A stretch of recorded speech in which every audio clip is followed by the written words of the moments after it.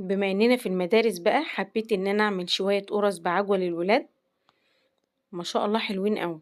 بنص كيلو دقيق عملت الكمية دي، نص كيلو دقيق بس عملت كل الكمية دي. الطريقة موجودة عندي على الصفحة، تقدروا تشوفوها. لو عجبكم الفيديو يا ريت تحطوا له لايك وكومنت حلو منكم، ويا ريت اللي لسه اول مرة يشوفني يا ريت يعمل متابعة، وان شاء الله استنوني في فيديو جديد.